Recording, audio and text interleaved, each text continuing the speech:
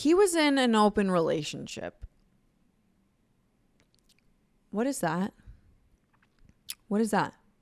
What the fuck is that? What is an open relationship? What is it? Why are you doing it? Are you okay?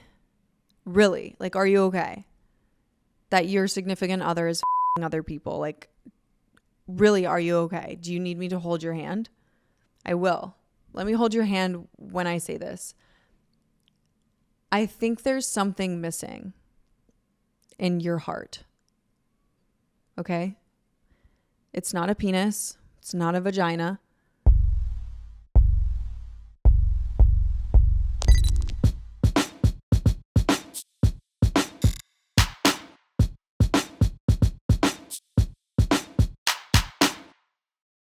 Oh, there's no place like home for the holidays.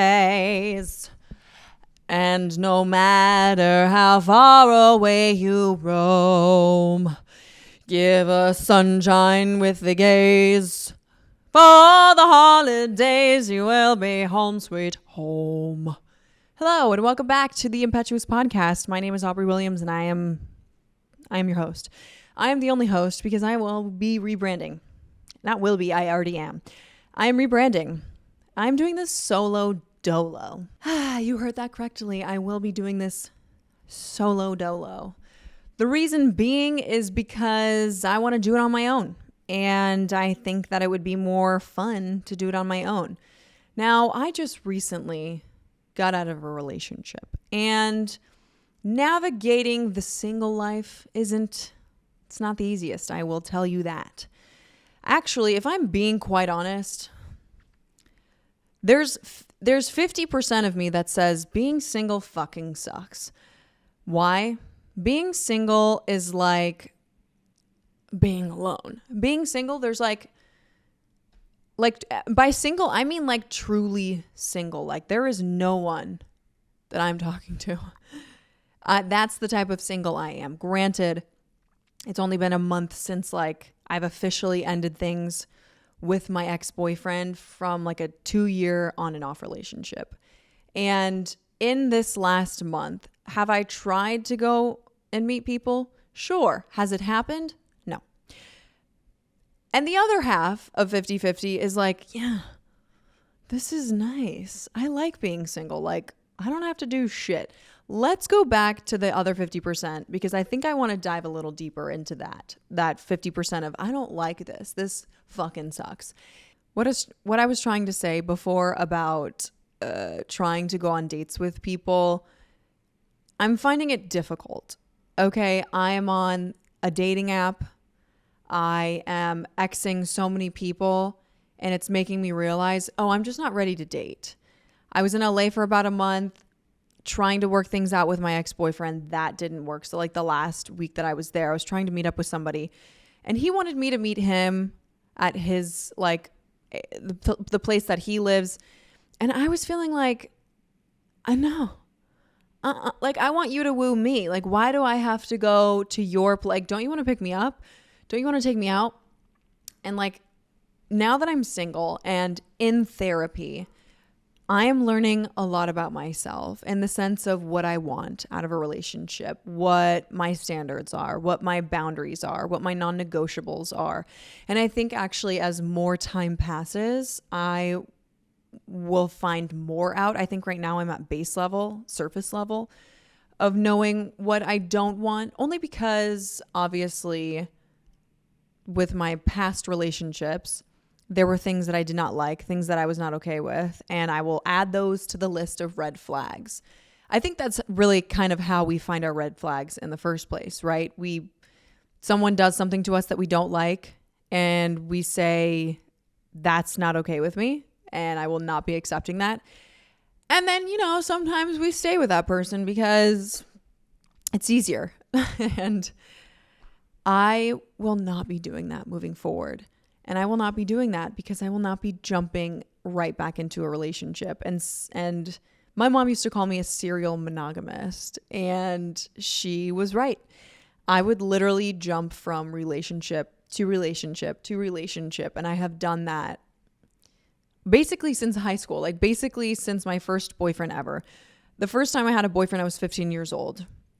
He was a very, very, very nice boy. I actually think he's been like the nicest, most caring, most considerate guy I've ever dated in my entire life. And I actually sent him a message years later saying, hey, I wish you all the best. I just wanted to let you know that like you were such a good guy in our relationship. And thank you so much for basically creating this idea of a man for me, because I know it's possible because you did it for me. So thank you. Like this man would literally drive 45 minutes from where he lived to spend 15 minutes with me on my break when I worked at TJ Maxx when I was 16, 15 or 16. I think I was 16. But we started dating when I was 15, but I was 16 working at TJ Maxx. He would, on my period, make me a period box. Like he would get a box about yay big, like a pretty big box, fill it with Hershey Kisses, Gatorade, rom-com movies, tampons, pads, like all the essentials. Fucking, I mean, what the fuck? I have never had a guy do that for me since that, like never. And so, and like buy me dinner, bring food for me just all the time. Like he cared about me. He was considerate. We were never sexual in any sort of way. And he was very respectful about that. Like very respectful about my boundaries and like my body and like what I wanted to do and if I was comfortable and or ready. And so I just like, when I think about a relationship moving forward, I have that in the back of my mind. I'm like, he did it. It didn't work out. But like, I know that there's good guys out there. I also have friends who are in amazing relationships. And I'm like, it exists. I know it exists, right? But I guess the big problem would be all the secure men are taken. Okay. If I have learned one thing, I have learned about my attachment style. I'm more so, I would say I'm both anxious and avoidant. The only reason I say avoidant is because I exhibit behaviors sometimes of avoidant. But then if you read the book Attachments, you will understand what protest behaviors are. And I did a lot of protest behaviors, which makes me believe I'm not avoidant. I'm more so anxious. But back to being single and why it sucks. You're alone a lot. You you want to, me, for example, I'm alone a lot. I want to do things by myself, but I just cannot bring myself to do it because I'm like, I want someone to experience this with. I want to enjoy my life with someone else. Now, I can do that with my friends. Yes, and I love doing it with my friends. It's actually almost better doing it with my friends because I don't fight with my friends. You know what I mean? And that's the part of the relationship I do not miss, is the fighting, the arguing, the constant arguing. I've been in some amazing relationships, like truly, truly amazing, where the communication was great. We vibed well. We went out and had a good time. But then there were some red flags. Like he wouldn't introduce me to a bunch of these girls that he knew. And I was like, that's weird. You've been going to school here for quite some time and you clearly know who these people are and you didn't introduce me. Why? That was also a long distance relationship. But like those kinds of things. Before that all happened, great relationship, right? But the things I don't miss about relationships are just the constant need of giving someone else attention. And I don't think I'm ready for that. I think if this breakup has taught me one thing, which it has taught me a million things, literally probably like it has taught me 20 things. But the one that I'm thinking of specifically is that like, you have to give love to yourself. And this sounds so cliche, right? But if you do not love yourself, like you cannot love other people. But sometimes people are just too much. And it's okay to not be able to, it's okay to not be okay with handling someone else's shit, especially if it's like so much shit. Like, I don't know. If I'm talking from experience on that, my ex-boyfriend just had a lot on his plate. Like he had a big mental load, and I was expected to take on a big portion of that mental load for him. And I couldn't always be there for him all the time because we had a long distance relationship. And like, long distance relationships require you to be on your phone all the time. And I have a lot of friends who live in this building. So I'm with them a lot of the time. And we live in New York City. So like, I want to be out and doing stuff. That's not easy to have to be on. It's not easy to having to be on your phone all the time. Caring for somebody else's feelings all the way across the United States of America. I do not recommend long distance relationships. So the other 50% of being happy is based off this and based off of giving myself love. Like I'm nesting. I just bought a new piece of furniture.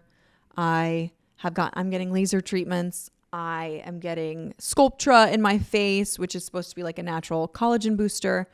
I'm like taking care of myself. I'm going to the gym. I'm drinking my green healthy juices. I'm just doing things for myself that I feel like it's not that I couldn't have done those things, but when you're constantly having to be by your phone to listen to somebody else's complaints and or listen to the things that someone else is going through all of the time, like the downtime for yourself, where is it? Like, where does it exist, right? And I'm learning a lot of things in therapy based off of this past relationship that I had, because I thought that this person was the one. And I loved this person a lot, and a lot of shit happened between us. And it became very hurtful towards the end. And being hurt by someone you love and someone that you think you're going to spend the rest of your life with, and someone which, by the way, I fought my ass off to try to make things work with this person. And it was not reciprocated by all means. Like, it was not, if anything, I felt used in a lot of ways. And to walk away from that really fucking hurt. So being single, when I say being single sucks, that's what I mean, is like going through an actual grief process of a relationship with someone you thought you were going to spend the rest of your life with is really hard. And I have felt like that in other times of my life. My first ever intimate relationship was in high school. That was a crazy relationship for me. If I were to like name the loves of my life, it would be like the first guy I was intimate with was like the craziest love of my life. The second guy I was madly in love with was, I used to say, like, I was head over heels for this guy. Like, I met his family, traveled to go meet his family, like went to his games with his family. We did so much together. I thought we loved each other. But then he cheated on me. Fucking bummer. Second guy to cheat on me. The guy in high school also cheated on me. This guy cheated on me. And then I wouldn't say I really loved anybody, like truly deeply loved anybody, until this guy. There was a connection that we had that I haven't had since the guy in college. And it was very, very special to me. Of course, it was long distance. So it was very hard. But like, losing that again now has been really hard for me. And I just recently made a TikTok about this, which is, it has been so hard for me to not communicate with this person, because for 2 years we have been in an on and off relationship. Like, there were moments where it was amazing, like the first 6 months. And then after 6 months, the negotiation phase where like, are we in a committed relationship? Are we exclusive? Like whatever. Actually, I think it was after 3 months. But like after that point, things kind of got a little complicated. I started doing protest behavior to get attention, to make him jealous, to make him feel like, I started using protest behavior mostly because like I wanted him to see that I was worthy of being his girlfriend. I was attention seeking to make him see like, I am girlfriend material. Like, you should see me as girlfriend material. If you do not have the balls to ask me to be your girlfriend, then I'm going to go look elsewhere. And a lot of the times that's what I was doing when I was breaking up with him. It was just almost like, how dare you disrespect me? And like, was it ego? Absolutely. Was it, feeling disrespected? Absolutely. There's so many factors that go into this type of behavior. And I don't know where I'm going with that. Moral of what I'm trying to say was I made a TikTok talking about how I'm a religious social media stalker when it comes to unhealthy relationships. I cannot stop looking at their page. I want to talk to them. I want to keep seeing what's going on in their life. When we are in the no contact phase, that's when I was looking the most. What is he up to? Where is he going? Who is he with? Is he home? Is he home with his parents? Is he out in LA? What is he doing? Is he hanging with a dog? Like, who is he following? Is he following new people? Oh, following went up 5 today. Like, this is insane. I can't believe this. Like, we're not even together. We're not even dating. We're not even talking. And I was just like constantly being updated on his life. I made a choice to constantly be updated on his life. And that was a big mistake, obviously, because it just kept pulling me back in. It just kept making these feelings much stronger. I kept making these feelings be there for that person. And so I talked to my friends. I'm like, I can't stop looking. They're like, you have to stop. Couldn't do it. Finally brought it to therapy 2 weeks ago. And I said, I can't stop checking his social medias and I don't know what to do, but I can't stop. Like, I can't stop. Obviously it feels good when I'm doing it because I'm being updated on his life, but then it feels really bad because like, I'm just finding a reason. I'm just finding a way to get triggered. Like, I know I'm going to get triggered seeing his Instagram because he's following 5 new girls a day or like 10 new girls a week, whatever it is. And I'm just like, it hurts so bad. It hurts so bad. And so finally my therapist was like, you are torturing yourself by doing that. Like, why are you doing that if it doesn't make you feel good? And I was like, I don't know. Like, I just want to see what he's up to. And she's like, but it's not benefiting you in any way. You're not going to get back together with this person. You know you don't want to get back together with this person. Like, what's the real reason? And there is something that happens when you break up with somebody. It's your ego. I'm assuming it's my ego. There's something that happens where like you have this need. I'll speak for myself.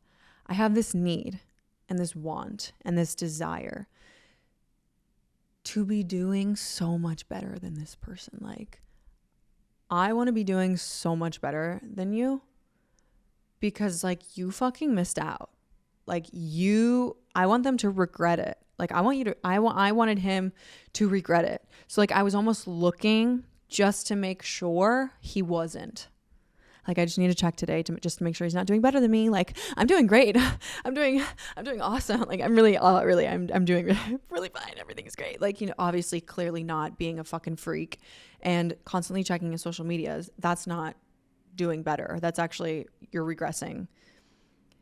Now for the past 2 weeks, I have been actually actively doing stuff for myself. And it feels like a weight has lifted off my shoulders.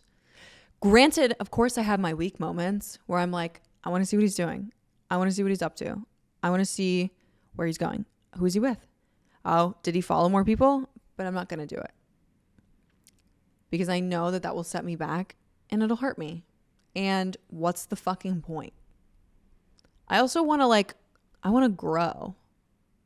And I want to learn more about me and who I am. Because for part of the relationship, I felt like I lost my identity. I was like, who am I? What am I doing?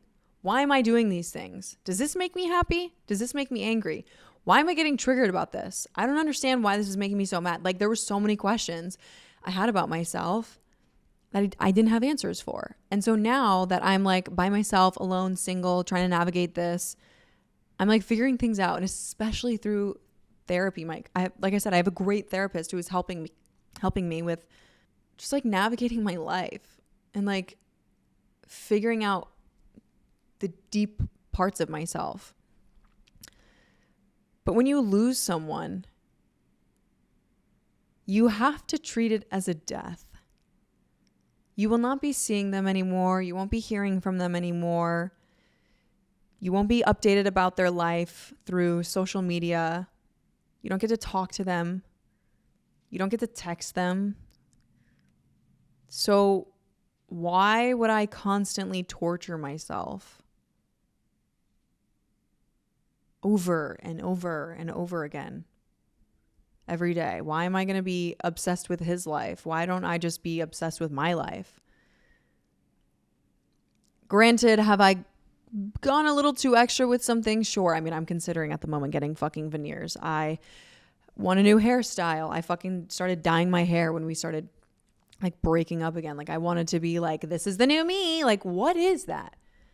I don't understand that. Like, of course, when you get out of a relationship, you feel like you've lost a part of yourself. So you need to like add stuff or like do stuff to feel better about yourself. And being single, man, it's so strange. I had an experience recently with someone who I've known for about 5 or 6 years. He and I dated when I first moved to New York. I met this guy on the street. And then we dated for like 3 months. Now, I'm going to give you the backstory because it's important. He was in an open relationship. What is that? What is that? What the fuck is that? What is an open relationship? What is it? Why are you doing it? Are you okay? Really? Like, are you okay that your significant other is fucking other people? Like, really, are you okay? Do you need me to hold your hand? I will. Let me hold your hand when I say this. I think there's something missing in your heart. Okay? It's not a penis. It's not a vagina.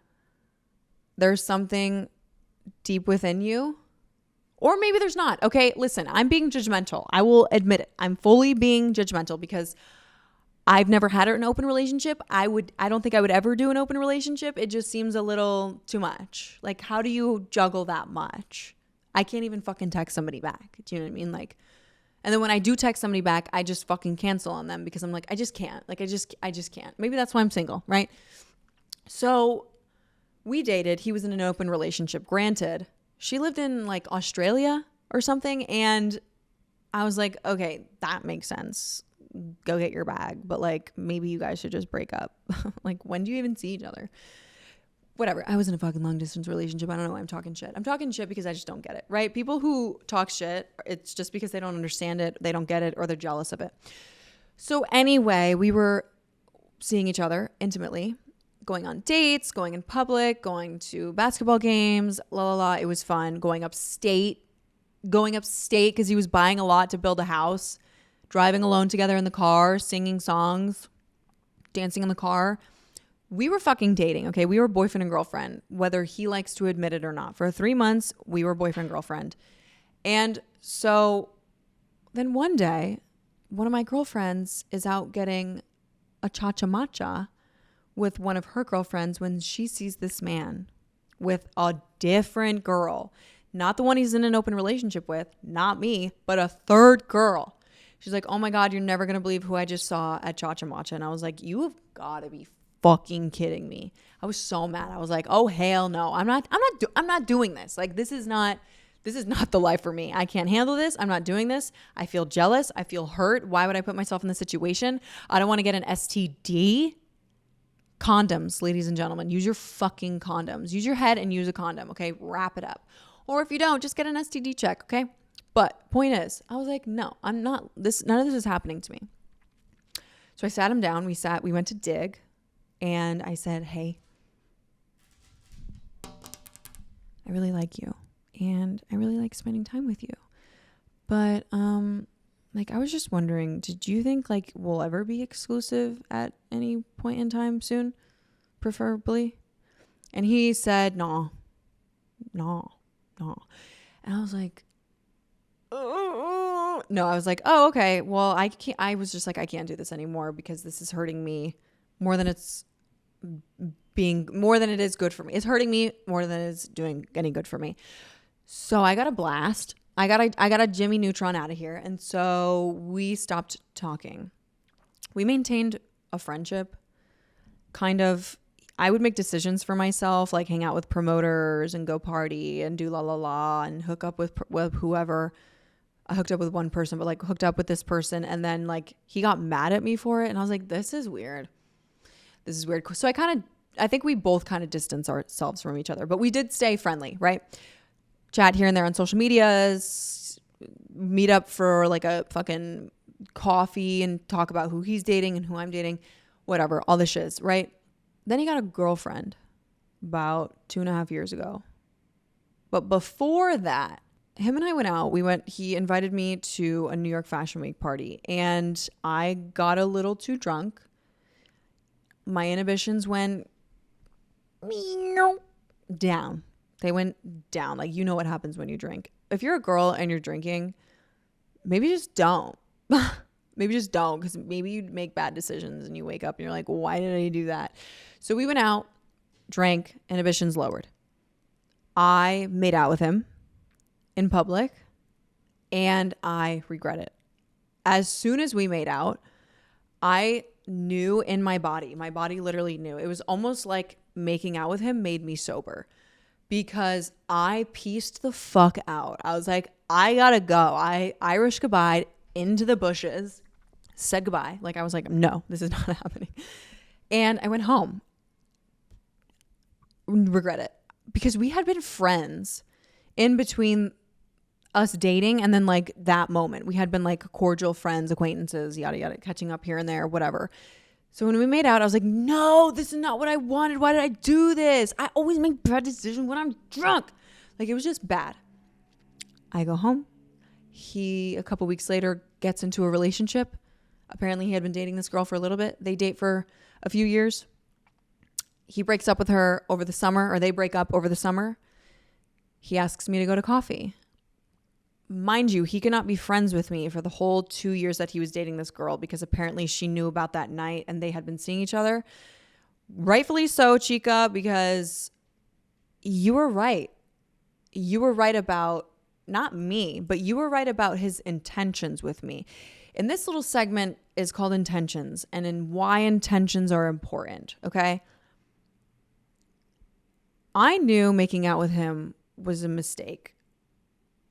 2 years later, I decided, okay, yes, we can go to coffee. I had also just gotten out of a relationship with my ex-boyfriend. Like, we had broken up for about a month and a half. And so I decided I'll go get coffee with this person. It seems platonic. It seems mature. We're meeting in my territory. This is comfortable for me. I'm not drinking. I'm going to make smart decisions, right? Like, this will be mature. Go to coffee. It's great. We're chit-chatting. He's talking to me about his relationship, why it didn't work. We're talking about my relationship and how I want him back. And I'm just like spilling all the tea, telling him, being completely vulnerable. And he's giving off the energy like he's excited. Now, let me tell you something that maybe you can relate to. And maybe I can tell you something that you'll be like, oh my God, Aubrey, you're so real for saying that. Okay. One of the reasons I met up for coffee with this guy, I had told him like, I believe I had told him like I was wanting to get back together with my ex-partner. I still missed him. I still cared about him. I still loved him. La, la, la, all these things. Like I knew what I wanted, but going to coffee with him was almost like, in the beginning of this episode, what did I say? I was talking about how I want to show you that I'm doing better than you. And it's not that I'm doing better than you in the sense of like status or looks or money or life. It's all of it. Okay, I'm doing great. I'm living a great life. I'm happy. I'm smart. I'm intelligent. I've got amazing friends. My family's amazing. I have a great apartment. I, just got laser recently. My skin's looking extra tight, isn't it? Oh my God, my lashes, they're so long because, I just use whatever the fuck. Do you know what I mean? Like, I wanted to show that I was doing great. Is that egotistic? Absolutely. Have you done it? Don't judge me.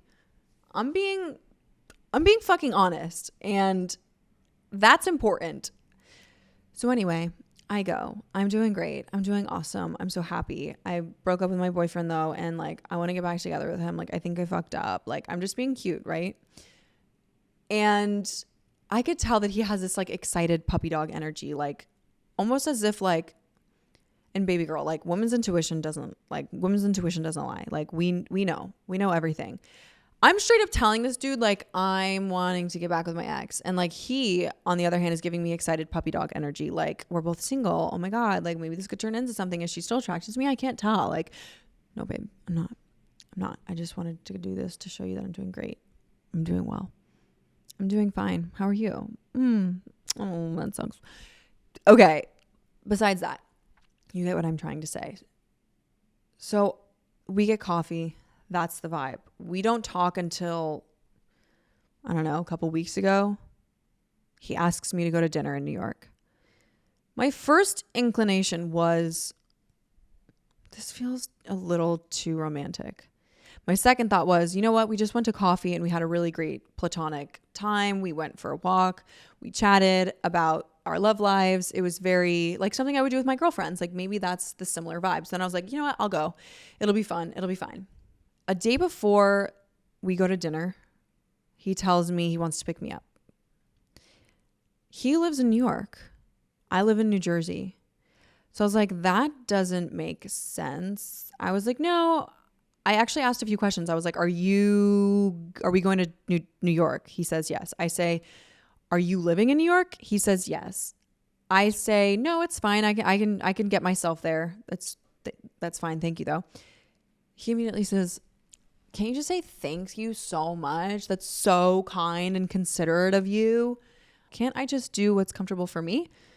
Like, you're going out of your way to do this. I don't want you to do this. You don't need to do this. That's not what makes me feel comfortable, but thank you. And he then says like, oh, he needs to charge his car or something. And I'm like, oh. So then I started thinking, what are we going to do in between the time of you charging your car and dinner? Because you're not coming up to my apartment. Given our past, I don't want you, like me thinking, like, I don't want you to try on me. This feels a little uncomfy. I don't know about this. And then he starts saying things like, why are you overthinking this so much? Why do things have to be so complicated, Aubrey? And I'm like, whoa, buddy, relax. First of all, I'm a really anxious person and I'm working through it in therapy, okay? My therapist just called me out on it like last week. I'm like a very anxious person.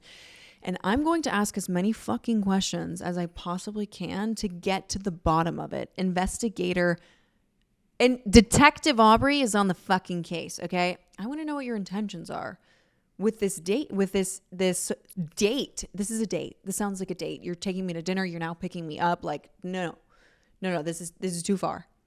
If I was meeting you, that would be more comfortable for me because then I can just dip out whenever I want. But now I got to rely on you for a ride. Or are you keeping your car at my place to charge it? What's going on? This is what I'm thinking, okay? And you may be thinking, Aubrey, you really do overthink a lot. But trust me, the ending of the story really wraps it up for you, okay? So I'm now like, what is this guy's intentions with taking me to dinner? I don't understand. He's telling me we're mature, it's platonic, la la la. And I was like, that's when I said, this doesn't feel platonic on both ends. And what I meant by that was, it's platonic for me, but I'm getting the vibe that it's not platonic for you. That's what I meant. And he said to that message, when I said that this doesn't feel platonic on both ends, he says to me, you know, Aubrey, we're both mature. You know, we've hung out platonically and we've hung out non-platonically. What's the harm in going to dinner? And so what if sparks fly? Is that so bad? That's when I was like, no. This is, I knew it. I fucking knew it. That's when I was like, I knew it. I said, no. This is what you're not understanding. Like for me, it'll only ever be platonic. And now I'm uncomfortable with going because I know what your intentions are, and they're not bad intentions. Like, more power to you for, wanting to take me to dinner and pick me up. Like, but just so you know, this is a date. This is not friends going to dinner. It sounds to me like you're expecting more out of this, and that's not what I want. And I'm sorry. Moral of the story is, if you tell someone your intentions, you will both most likely end up happy in the end. Hey, this is what I want. Do you want the same things? And if so, how do you feel about that? Hey, this is what I want. How do you feel about that? Hey, I'd love to go to dinner with you. We're both single. This could be a great opportunity to spark things back up and get to know each other again. Is that something you're interested in? That would have cleared things up for me. I would have been like, hey, you know what? I'm really flattered. That's really nice of you. But actually, I'm not really in a position to be wanting to date anyone. I'm recently single and I'm just not really interested anymore. Or I'm not really interested in anyone at the moment. Or I'm not interested in you. I don't want to be a bitch though, right? I don't want to be a bitch. He did also tell me, like, he gave me some advice, some like unsolicited advice. Like, hey, just FYI, like, you've been ranting on your social medias that you're single now. And like, I think it would be good for you to like get out and go and do something. Like, we should just still go. And like, no, I'll go out with my friends, the people who make me happy and the people I have a good time with and who won't try to get in my pants. So thank you. So I guess with all of this being said, let's wrap up the episode. Intentions are important. It will make life so much smoother for you. It will make life so much happier for you. I bet you, if you're honest and clear about your intentions, you will figure out your life. You'll figure out what you want. You'll figure out what other people want. You will move smoother through life. Life will just be much easier when you know what people's intentions are and you know what your intentions are. I also think it's important to note that it's important to know what you want. What you want out of what do you want out of a relationship? That's what my therapist had me write down. What is it that you want from a relationship? What is it that you want your relationship to look like? What are red flags? What are non-negotiables? What's the kind of person you envision yourself being with? What do they do? What kind of qualities do they exhibit? What kind of things do you expect from a relationship? And as I've written these things down, I've also realized I think my standards are too high. I don't think I'm going to find anyone anytime soon. One last thing, maybe this will be a topic for next week's podcast, is I have dated guys who I've like noticed almost compete with me. Like they are competing with me. They're competing with money. They are competing with aesthetics. They are competing with value. They are competing with family values. They're like whose family's better, or we're going to go to my place because my family's more important, or like just those kinds of things. And I'm like, when I look back, I'm like, that just wasn't the right person for me. Dating is hard. Dating is not easy. And I think it would benefit all of us if we all were just a little bit more clear about our intentions. If someone is asking you out every week, hey, are you free this week? And you're like, no, I'm pretty busy this week. And you're not interested in them, you're just leading them on. They're going to ask you out again the next week. Just tell them you're not interested. Hey, I'm really sorry. Hey, I'm really flattered. I'm just not interested, but thank you so much. Don't let them waste their time. I think that's kind of fucked up, right? Just tell them you're not interested so they can move on to somebody else. And I'm excited to see where this podcast goes. I've already recorded 2 other episodes that I did not like because 1, I said like a lot. 2, I felt like I talked about my ex too much, but I just saw that I spent 20 fucking minutes talking about my ex when I feel like there's value in what I said today versus the last couple episodes. I feel like I was just talking shit. Maybe I should talk shit. Okay. Maybe you guys should know the tea. No, but I'm trying to rebrand this in a way where I share my personal experiences and my stories and the things that I've learned in therapy and how beneficial I feel that they are. And I'm hoping that the more vulnerable I am, the more vulnerable you will be, and how okay you will feel doing it, and how you'll probably realize that by being vulnerable, you actually connect more with people, and you bond, and you create deeper friendships, and you begin to meet people that you feel you can trust. Like when you become open with someone, you're either going to find out if they're sharing your vulnerability as a joke or as a diss to other people, or if they're relating to you and sharing their stories. And like you'll find more people with honest, kind hearts when you're vulnerable. And you won't be afraid to share things with people because you're like, I'm fucking being me. Like I'm out here being me, and this feels good. And I've noticed that a lot of my videos on TikTok have, like the videos on TikTok that have gotten the most viral or whatever are the ones where I'm literally being the most authentic, raw, vulnerable version of myself. And I think I've realized how fucking important it is to see that we are all human beings going through the same shit. And when you see someone going through something similar to you, you feel less alone. And I think that's how I want to rebrand it. We all go through it. Let's go through it together and know that we're not alone doing it, because this is human nature, and this is what we're all dealing with this. And we're in the modern age, modern era, where things that wouldn't have bothered us 50 fucking years ago are now like, oh, I don't know how to handle this social media. Like, why am I getting mad about social media? Like those kinds of things. Like this is normal. So thank you so much for watching. Like and subscribe if you want. Comment if you want. Send it to your friends, your family, your coworker, your loved one. I don't know. But if you enjoyed it, let me know. Thank you so much. Bye.